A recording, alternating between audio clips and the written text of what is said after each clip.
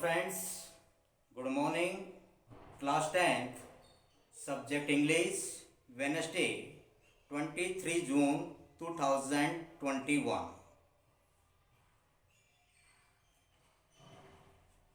Last videos, we learned simple present tense adverbs. Today, I am talking about usages of present simple tense. पिछले video में हमने देखा कि उसमें हमने आपको पहचान तथा एडवर्ब्स बताई थी। पहचान में ये बताया था कि एक होती है पास्ट फॉर्म, तो उसमें वो चलती है पास्ट फॉर्म किसके साथ में, प्लूरल नाउन्स के साथ में। और पास्ट फॉर्म के अंदर अगर मान लीजिए लग जाता है एस या ई एस तो वह चलता है सिंगुलर नाउन के साथ में। अगली पहचान आपको हमने जो बताई थी उसके अंदर वह ये बताई थी इजारम के साथ में अगर मान लीजिए नाउन देता है, एडजेक्टिव देता है या प्रीपोजिशन देता है तो प्रेजेंट सिंपल टेंस होता है। इजारम के साथ में वर्ब की थर्ड फॉर्म आती है यानी पैसिव फॉर्म आती है तो वह प्रेजेंट सिंपल टेंस होता है। कुछ एडवर्ब्स बताई थी। आज हम देखेंगे इसके यूजेज, क्योंकि परीक्षा में जो सेंटेंस आते हैं वो टू पैटर्न्स, दो वाक्य इसमें चलते हैं। एक तो आता है एडवर्ब्स के आधार पर और एक अपने यूजेज या हिंदी ट्रांसलेशन के आधार पर आता है। और आप ये मान के चलिए एग्जाम के अंदर प्रेजेंट सिंपल टेंस में से एक वाक्य निश्चित रूप से आएगा। अब देखिए इसका यूजेज। यूजेज में सबसे पहले दे रखा है यूनिवर्सल ट्रूथ। यूनिवर्सल ट्रूथ का मतलब होता है सार्वभौमिक सत्य। जैसे आगे the earth moves round the sun, the sun rises in the east, the sun sets in the west। तो यानी ये जो चीजें दे रखी हैं जैसे सातवां सत्य है या सार्वभौमिक सत्य है। जैसे पृथ्वी सूर्य के चारों ओर चक्कर लगाती है, सूर्य पूर्व में उगता है, सूर्य पश्चिम में छिपता है। ये चीजें पहले भी सत्य थी, यानी आज भी ये बातें सत्य और आने वाले में भी यही चीजें चलेंगी। दूसरा आता है परमानेंट। परमानेंट का मतलब होता है स्थायी कार्य। परमानेंट का मतलब होता है स्थायी कार्य। जैसे आगे we hear with our ears, हम हमारे कानों से सुनते हैं। हम हमारे कानों से सुनते हैं। जैसे कह सकते हैं कि we see with our eyes, हम हमारी आंखों से देखते हैं। ठीक है। तीसरा इसमें दे दिया हेडलाइंस।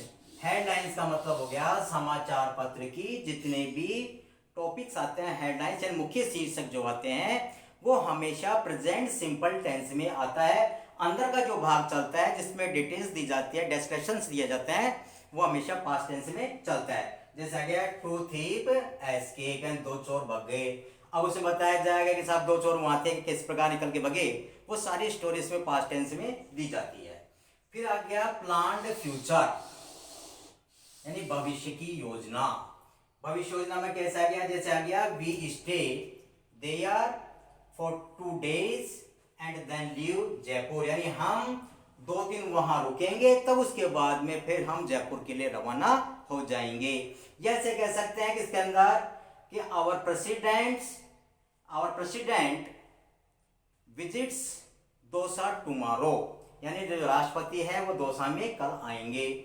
अब इसमें क्या होता है कि जितने बड़े व्यक्ति हैं जैसे राष्ट्रपति हो गया, प्रधानमंत्री हो गया, इनके जो प्रोग्राम्स होते हैं वो काफी दिन पहले फिक्स हो जाते हैं और उसके अकॉर्डिंग चलते हैं। जैसे आप कह सकते हैं कि मेरे पिताजी 31 तारीख को रिटायरमेंट होने वाले हैं, तो इसके अंदर भी क्या है कि रिटायरमेंट की तारीख में वो निश्चित चलती है डेट ऑफ बर्थ के हिसाब से। उसमें ये नहीं कि मैं बीमार हो गया, मेरे घर पे काम पड़ गया, मैं इसलिए अब आज रिटायरमेंट नहीं होना चाहता हूँ, मैं तो बाद में होऊंगा, ऐसा इसमें नहीं है। फिर इसके बाद में आगे कमेंट्री। कमेंट्री मतलब होता है आंखों देखा हाल, यानी जैसे आप लोग सब टीवी पर और रेडियो पर और एफएम पर सुनते हैं कमेंट्री, क्रिकेट मैच की सुनते हैं और किसी चीज की। तो जैसे आ गया व्हेन द डोर ओपन, जैसे ही दरवाजा खुलता है। Many people enter the house, बहुत सारे लोगों ने हॉल में प्रवेश करते हैं। अगला आ गया मॉरल। मॉरल का मतलब होता है शिक्षा।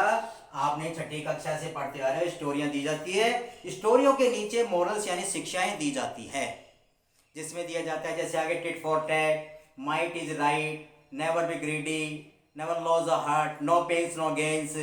इस प्रकार के बहुत सारे मतलब मोरल्स चलते हैं। फिर आता है टाइम टेबल। टाइम टेबल का मतलब हो गया समय सारणी। जैसे अगर ट्रेन लीव्स एट 4 PM, अपन कह सकते हैं जैसे ट्रेन 4 बजे रवाना होती है। जैसे मैं कह दूँ कि इलाहाबाद ट्रेन 4 बजे रवाना होती है। आवर स्कूल रन्स फ्रॉम, जैसे आपने डाल दिया 7 AM टू 12:30 AM। तो इसका मतलब क्या हो गया कि यानी आपका जो विद्यालय, हमारा जो विद्यालय सुबह 7 बजे से लेकर के 12:30 बजे तक चलता है। फिर इसके अंदर आ गया कंडीशनल सेंटेंस। कंडीशनल सेंटेंस का मतलब हो गया शर्त वाले वाक्य।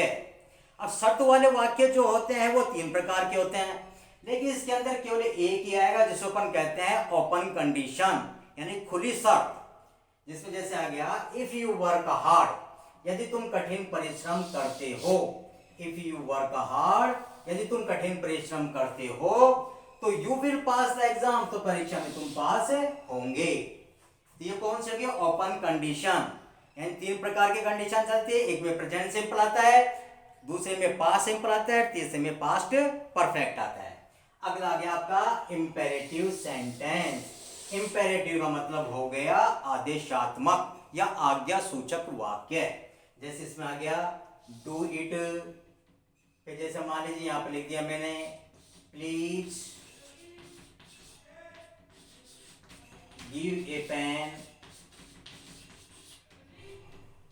और भी बहुत सारे सेंटेंस बन सकते हैं जैसे हेल्प द पुअर। ठीक है, अपन जैसे प्रार्थना पत्र नीचे लिखते हैं kindly grant me leave for 2 days। तो ये किस में आता है इंपेरेटिव सेंटेंस में, आगे सूचक में। इसके बाद में फिर आ गया इंपेरेटिव नेगेटिव सेंटेंसेज, जिसके अंदर जैसे don't make a noise, do not abuse the others, don't insult the others. इस प्रकार के वाक्य हैं। फिर इसके अंदर आ गया है साइंटिफिक फैक्ट। साइंटिफिक मतलब है वैज्ञानिक तथ्य। अब वैज्ञानिक तथ्य में कौन सा आ गया, water boils at 100 degree Celsius, water freezes at 0 degree Celsius. ठीक है, तो इस प्रकार के जो वाक्य चलते हैं वो किस में आते हैं, साइंटिफिक फैक्ट में। जैसे को कौन सा ग्रेविटी का नियम आता है, जैसे किसी चीज को ऊपर उछालोगे तो वापस से पृथ्वी अपनी ओर आकर्षित नीचे करती है, वो कहता है ग्रेविटी का नियम। फिर आ गया प्रोवर्ब्स। प्रोवर्ब्स में जैसे कौन सा आ गया, कहावतें, मुहावरे, लोकोक्तियां वगैरह जो आती है ना, वो इसमें जैसे 2 and 2 make 4, जैसे फॉर्च्यून फेवर्स द ब्रेव, यानी भाग्य भी केवल बहादुरों का ही साथ देता है। अगर आप मान लीजिए मेहनत ही नहीं करोगे, कोई काम ही नहीं करोगे, फिर कहते हैं साहब मेरा भाग्य साथ नहीं दे रहा है, तो भाग्य कहाँ से। जैसे माता जी ने भोजन बना करके रख दिया, अब आपको क्या करना पड़ेगा, थाली में से उठा करके चबाना तो मुंह में पड़ेगा आपको। ये थोड़ी है कि माता जी चबा करके तुम्हारे मुंह में डाल देगी, तो चबाने के लिए तो आपको मेहनत करनी पड़ी ना। तो इसी प्रकार से व्यक्ति को क्या करना है, मेहनत करनी पड़ेगी। फिर इसके बाद में आता है मॉडल। मॉडल के बाद में हमेशा वर्ब की फर्स्ट फॉर्म आएगी, ये ध्यान रखना है। इन सबके साथ में तो एस का प्रयोग चल सकता है। कब चल सकता है, वो आपके नाउन पर डिपेंडेंट करेगा, सिंगुलर नाउन है या प्लूरल नाउन है। लेकिन मॉडल के अंदर आपको चाहे सिंगुलर नाउन हो या प्लूरल नाउन हो, हमेशा वर्ब की फर्स्ट फॉर्म लगानी है। जैसे आगे he can lift this box, यानी वह इस बक्से को उठा सकता है। जैसे आगे सी कुड बाय ए कार, वह गाड़ी खरीद सकती थी। ठीक है, तो इस जितने मॉडल्स आते हैं can, could, may, might, shall, should, will, would, इस प्रकार की जो 13 जो संख्याएं चलती हैं मॉडल्स की, वो सारे के सारे इसमें हमेशा वर्ब की फर्स्ट फॉर्म आएगी। ऐसे अगर मान लीजिए उसने दे दिया कौन सा, गुड वेदर, तो इसके बाद हमेशा वर्ब की फर्स्ट फॉर्म। उसमें मान लीजिए दे दिया कौन सा, हैड बेटर, तो इसके बाद में हमेशा वर्ब की फर्स्ट फॉर्म में ही आएगी। तो इस प्रकार से ये यूजेज है। पहले वीडियो जरूर देखना, पहले वीडियो के अंदर आपके देखे हैं जो इंग्लिश में पहचान और उसकी एडवर्स देखी है। दूसरे जो आज वीडियो दिखाया जा रहा है इस सेंटेंस का, तो इसमें कौन सा हो गया ये, इसके अंदर मैंने यूजेस बता दिए हैं। तो ये प्रेजेंट सिंपल टेंस का सेकंड वीडियो है, ये ध्यान रखना। अगले वीडियो में अपन चर्चा करेंगे, डिस्कशन करेंगे किसके ऊपर, प्रेजेंट कंटिन्यूअस टेंस के ऊपर। अब आप सबको जिसका चैनल सब्सक्राइब हो रहा है बहुत अच्छी बात है, पसंद आता है लाइक कीजिए, नहीं पसंद आता तो डिसलाइक कीजिए, और कुछ भी नहीं है तो छोड़ दीजिए। और भी कोई समस्या आपके सामने आती है तो कमेंट कीजिए आप इसके अंदर, जिससे आपकी समस्याओं का समाधान किया जा सके। और थैंक यू।